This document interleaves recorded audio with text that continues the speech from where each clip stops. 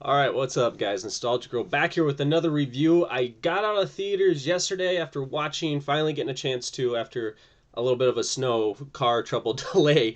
But I finally got a chance to watch Rogue One, a Star Wars story. And I have thoughts. So, as pretty much everyone knows, this is the first attempt of kind of a one off story, I guess, if you're not including the Clone Wars movie that came out a while ago, the animated one that kind of helped launch that. And yeah, I want to say that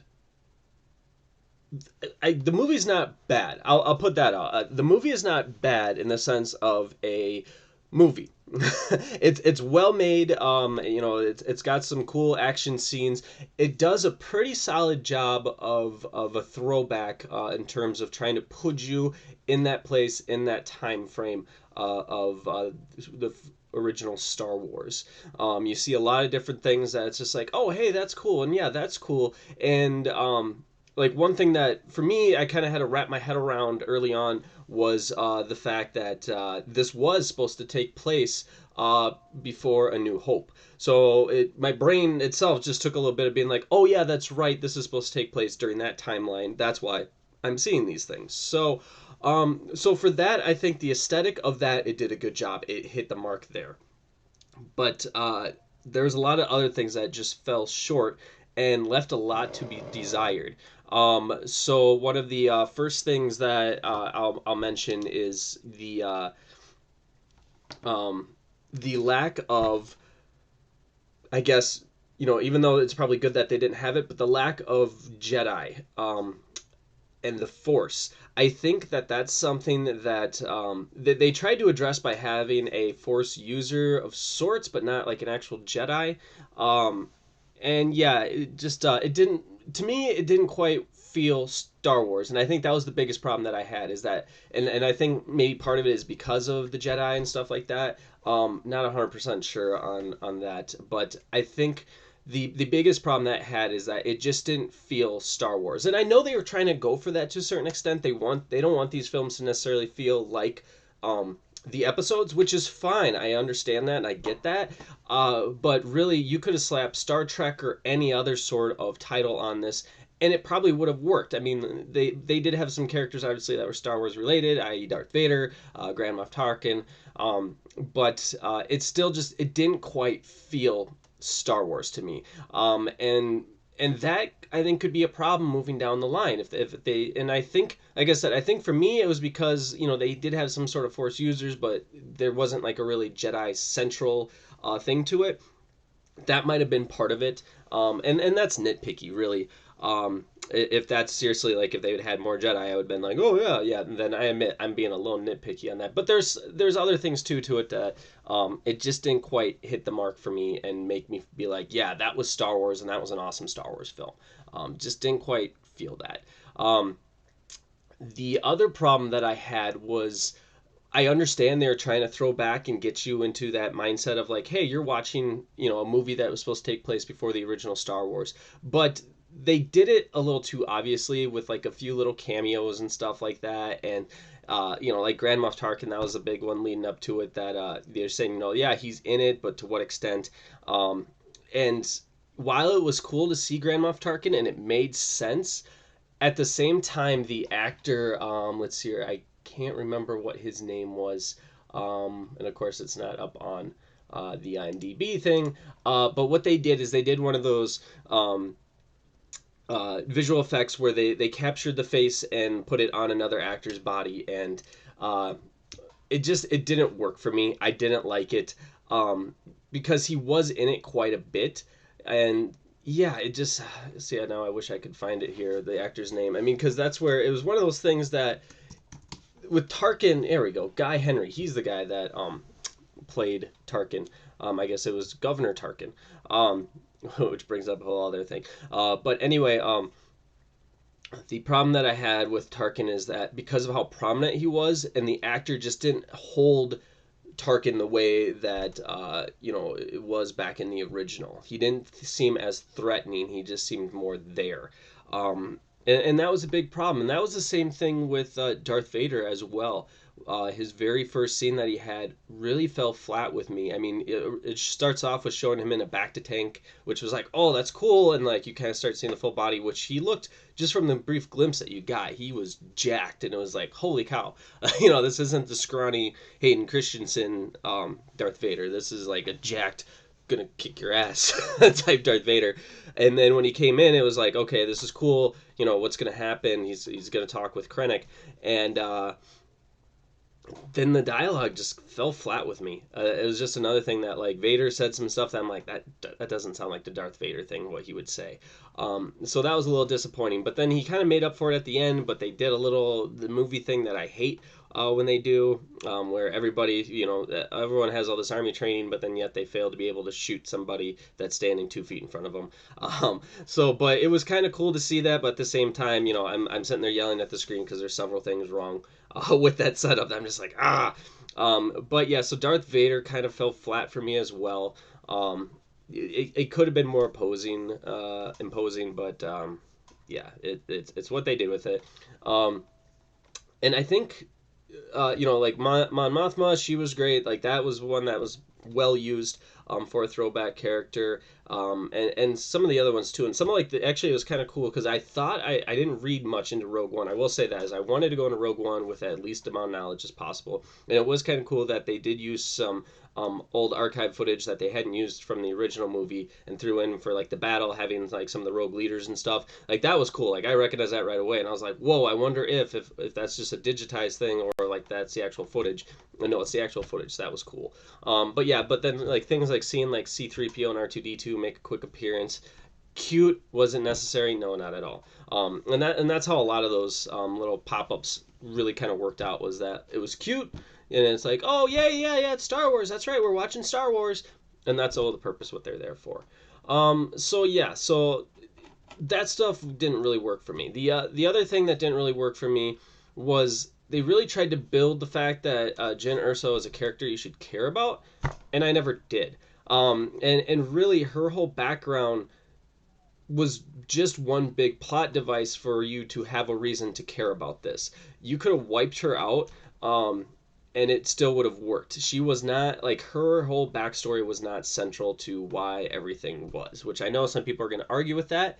But really, she's the daughter. That's not giving anything away, really. She's the daughter of Galen Erso, who builds the Death Star. You could have wiped out the fact that he even had a daughter, and he still could have been who he was, and it would have worked. So it's just one of those things that was like they talked about having a lot of rewrites, and I think maybe that was something they did rewrite, because I read later after I saw the film about like how the trailer had some things in there that like you didn't see now, and it changed things up a little bit. So there could have been a lot of changes that happened that maybe would have made her more important, but in the end they didn't. So yeah, so her character, while was okay to carry this film, ultimately she's forgettable. Same thing with Cassian. Cassian was too much of a Han Solo wannabe, and it's kind of disappointing that in the original expanded universe, it was Kyle Katarn that stole the original Death Star plans. He did it himself. And you could tell that's kind of what they wanted Cassian to be. They wanted Cassian to be him. And I just wish they would have maybe honored what was built there with Kyle and built it from him. I think it would have been more effective. And yeah, I mean, the background of Kyle could have easily worked for this and might have made a stronger film, but instead, I understand how they wanted to do it and why they wanted to do it, and that's fine. But I think they might have had a better story keeping that part of the actual Star Wars universe. But yeah, a lot of the characters were just forgettable. And so how the movie plays out to the end, it works because that they're forgettable, but at the same time, that's not very good for you to for these films moving forward. Is that there's no investment in them.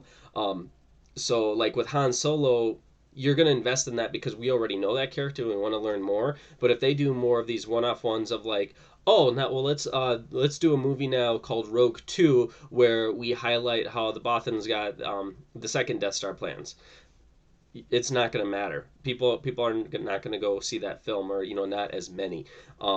and so that's what they got to be careful about, I think, with these films, is that you got to have characters that we care about and we can build upon. And I think, I think they wrote this story. They, again, talking about the rewrites, they said, like, well, the fate of these characters, we should set it up for a sequel, and stuff like that. I'm glad with how they ended it. With that being said, about how forgettable they are, I'm trying to avoid spoilers, but pretty hard to do. So with the way that they ended it, I think was good. Um, but at the same time, uh, I still would argue to what extent, like, how that lines up within the Star Wars timeline. That's the one thing that I don't think was quite explained. Does the movie end and then episode 4 picks up immediately, or is there a little bit of time frame in between? Because I think you can interpret it a couple different ways. I believe it's set up to be directly at the end, which, if it is, I kind of have a problem with that. Just because of the way how things played out, and then immediately going to that. I do have some problems with that, if that was the case, because they could have wrapped it up a little cleaner, and they didn't. So yeah, so that would be a complaint too. I haven't read enough into it to see if it ends exactly the second that episode 4 is supposed to begin. Um, so yeah, I'm trying to think of other things. I always kind of do these rambling reviews, so I apologize. But I guess the other main thing that I had a problem with was the dialogue. The dialogue was very predictable to me. There were several times where I'm just sitting there watching it, and I'm saying the lines before they said it, because it was just so obvious. And one of the main things that they kept mentioning that drove me nuts was they kept on being, "It's a hope. We need to have hope. Hope, hope, hope, hope." Episode 4, A New Hope. Like, it drove me insane. Like, I hate stuff like that when movies have to beat you over the head with something.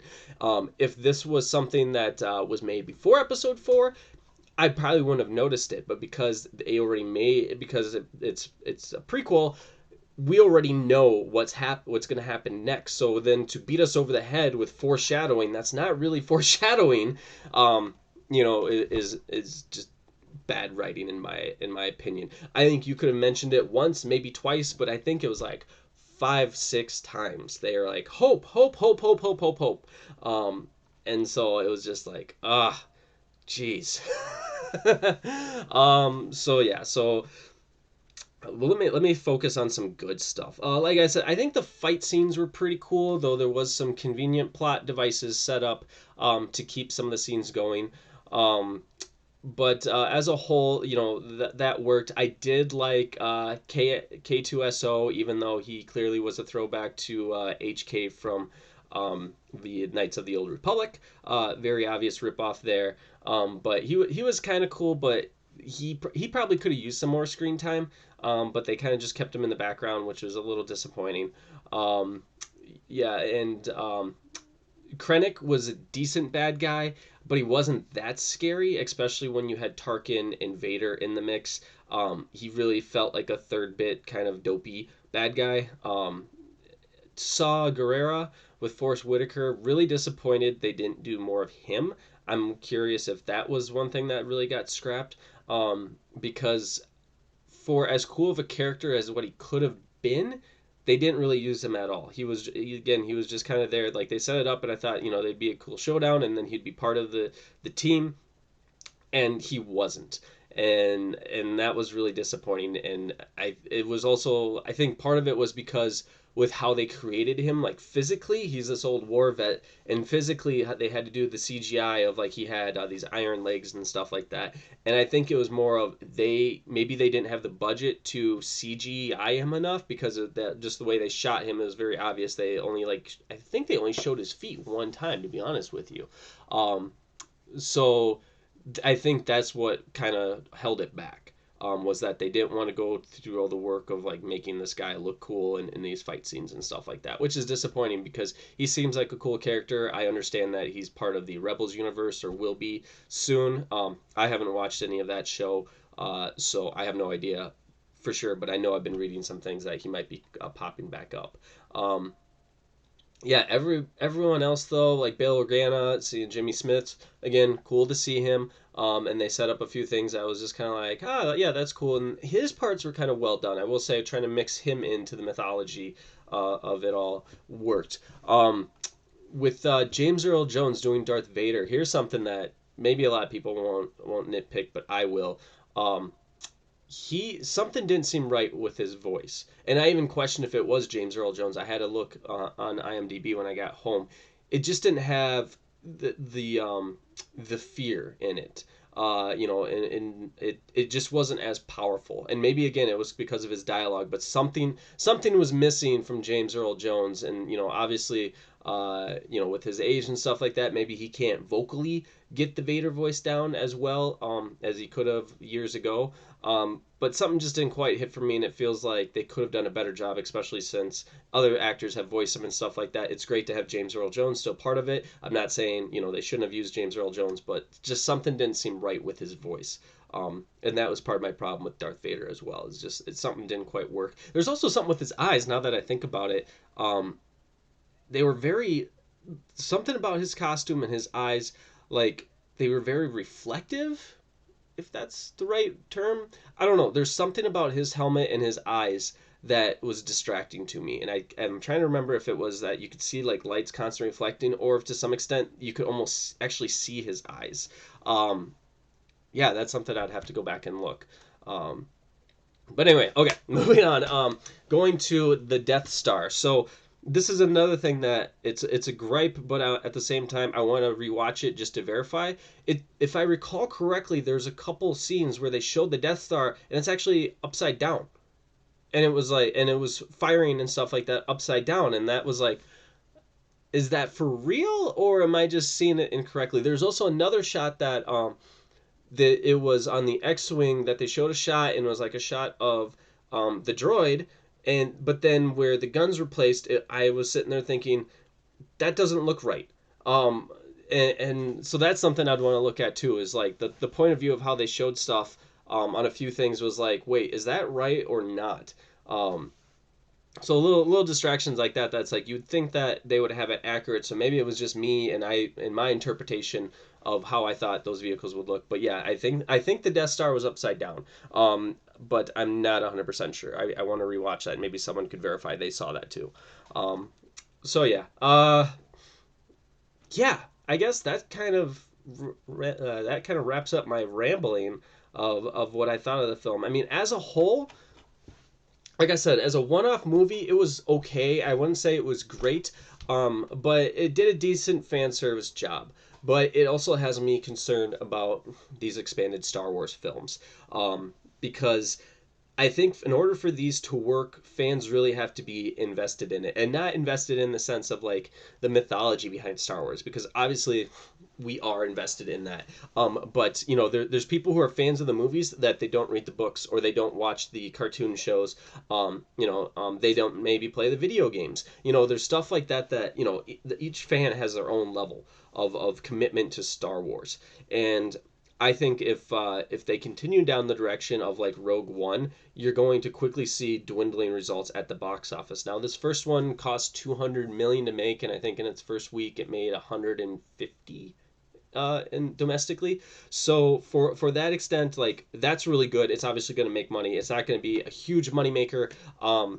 But it's got a shot to really get up there, maybe at the half a billion range or something like that, just domestically. So that would be good. But if more Rogue One type movies came out, then I could see that dwindling quickly, and then all of a sudden it's like, yeah, we can't make these for 200 million. We have to start cutting corners, and you know we'll see what happens with it. But their year to year release of stuff, I think, is going to be tough.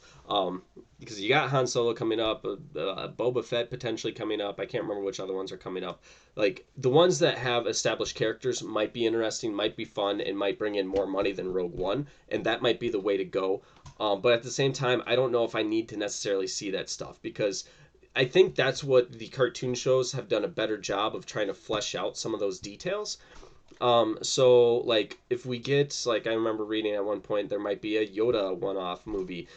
I don't know if Yoda needs a movie to establish himself, but maybe a cartoon series of when, thousands of years ago, or not thousands, hundreds of years ago, since he's 900 years old, maybe find Yoda at 100, when he's 100 years old. Is he an adult at that point? And, how in tune in the Force was with he? I could see a TV series spawning from that. That would be a lot of fun, and people would be invested in it. But a one-off movie doing that, I don't know. Yoda's a cool character, but they also kind of killed him to some extent in the prequels. So we'll see. But anyway, should you go out and see Rogue One? Yeah, I think if you're a fanboy, you should go see, have your own opinion. Like I said, it is a fun movie at times. But it leaves a lot to be desired, for me personally as a Star Wars fan. I think though people that aren't that invested in Star Wars but they like space battles and stuff like that, they're gonna go to it and they're gonna be like, oh, it was so cool and blah blah blah blah blah, and they're gonna have a lot of fun with it. I think the hardcore fans, they're going to enjoy it but have issues like me, and there's very few people that are going to watch this and just say, yeah, that was total crap. So anyway, that's what I thought. Did you guys go see Rogue One? What are your thoughts on it? Would you recommend it? Yeah, I think it's an interesting first installment for sure in a Star Wars story. So anyway, thanks for tuning in, guys. Happy holidays, and I'll talk to you next time.